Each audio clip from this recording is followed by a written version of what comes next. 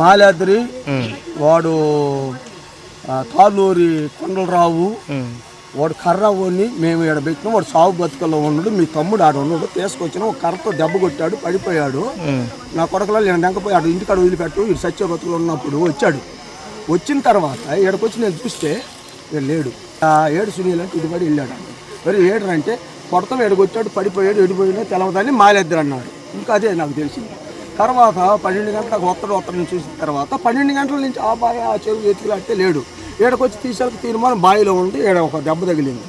కొండపనాయుడు, సునీలు, ఈపినీళ్ళ వెంకటేశ్వర్లు, బాలకృష్ణ వాళ్ళు ఉండింది.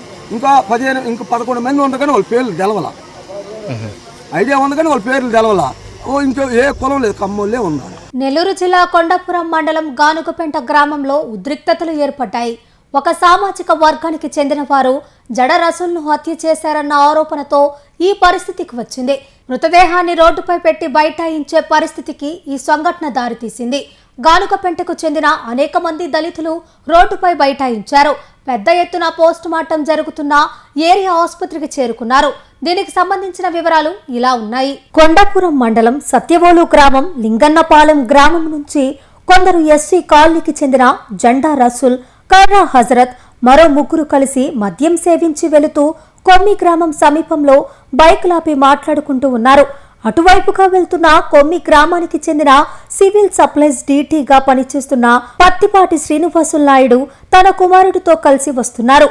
రసూల్ హజరత్లతో పాటు మరో ముగ్గురు బైకులు అడ్డం పెట్టి ఉండడంతో బైకులు అడ్డం తీయాలని శ్రీనివాస నాయుడు అనడంతో వీరి మధ్య మాటామాటా పెరిగింది. ఈ నేపథ్యంలో శ్రీనివాస్ నాయుడు స్థానిక పోలీసులకు ఫోన్ చేసి ఈ ప్రాంతానికి పిలిపించినట్టు తెలుస్తోంది. ఈలోపే శ్రీనివాస్ నాయుడు ఆ గ్రామానికి చెందిన మరో 10 మంది నుంచి 20 మంది వరకు కొందరిని పిలిపించి కర్ర హజరత్లపై దాడి చేశారు. దీంతో జడ రసూల్ అక్కడికక్కడే స్పృహ తప్పి పడిపోయాడు. రసూల్ చనిపోయినట్టు ఉన్నాడని నిందితులు భావించి హుటాహుటిన పక్కనే ఉన్న బావులో రసూల్ను పడేసినట్లు తెలుస్తోంది. గాయపడ్డ హజరత్ను కావలి ఏరియా ఆసుపత్రికి తరలించారు. అంతలో సంఘటన స్థలానికి చేరుకున్న కొండాపురం ఎస్ఐ మద్యం సేవించిన వారి బైకును అదుపులోకి తీసుకుని పోలీస్ స్టేషన్కు వెళ్లిపోయారు. రసూల్ కనిపించడం లేదు అని ఎస్ఐకి వారి బంధువులు ఫిర్యాదు చేస్తే అక్కడెక్కడైనా ఉంటాడు, ఉదయం వస్తాడులే అని నిర్లక్ష్యపు సమాధానం చెప్పారని రసూల్ బంధువులు ఆరోపిస్తున్నారు. రసూల్ను కొట్టి చంపారని స్థానికులు ఆందోళన చేపట్టారు. సంఘటనా స్థలంలో ఉన్న వ్యక్తి కథనం ప్రకారం రసూల్ను కర్రతో కొట్టడం వల్ల కింద పడిపోయాడని, దీంతో ఘర్షణ జరిగిందని, తాము హజరత్ను ఆసుపత్రికి తీసుకుని వెళ్లి తిరిగి వచ్చే సమయానికి రసూల్ కనిపించలేదని పేర్కొంటున్నారు.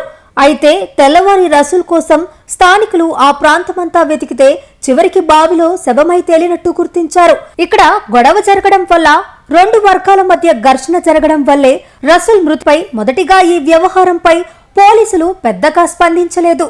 గ్రామస్తులు పెద్ద ఎత్తున ఆందోళనకు దిగిన నేపథ్యంలో పోలీసులు రసూల్ను హత్య చేసినట్టు కేసు నమోదు చేశారు. స్థానికులు రసూల్కు సంఘీభావంగా పెద్ద ఎత్తున రోడ్డుపై బైఠాయించారు. అనంతరం మృతదేహాన్ని కావలి ఏరియా ఆసుపత్రికి పోస్టుమార్టం నిమిత్తం తరలించారు. సంఘటనా స్థలానికి చేరుకున్న DSP Ramana Kumar, CI Subbarao, SI Malyadri పరిస్థితిని సమీక్షించారు. ప్రస్తుతం పరిస్థితులు ఉధృతంగా ఉన్నాయి. గానుగపెంట గ్రామస్తులందరూ కావలి ఏరియా ఆసుపత్రిలో పోస్టుమార్టం నిమిత్తం ఇక్కడికి చేరుకున్నారు. కేసు కలిగిరి సిఐ సుబ్బారావు దర్యాప్తు చేపట్టారు.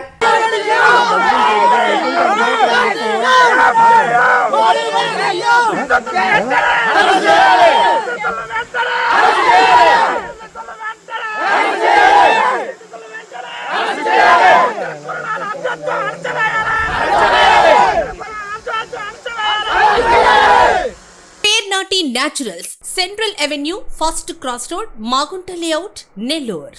అధునాతన వ్యవసాయ పద్ధతులతో సేంద్రియ ఎరువుల మన్నికతో ఆర్గానిక్ ఫుడ్ ప్రొడక్ట్స్ ను తయారు చేసి మీకు అందిస్తున్న మీ ఆరోగ్యాభిలాషి పేర్నాటి న్యాచురల్స్. అన్ని రకాలైన వెజిటబుల్స్, సీజనల్ ఫ్రూట్స్, పాల ఉత్పత్తులు, సింగిల్ పాలిష్ రైస్, స్వచ్ఛమైన తేనె, పప్పు దినుసులు, గానుగ నూనెలు, మిర్చి, పసుపు, పికిల్స్, నేచురల్ పౌడర్స్, స్వచ్ఛమైన సువాసనలతో హై న్యూట్రిషనల్ వాల్యూస్ తో మీకందించటం మా ప్రత్యేకత.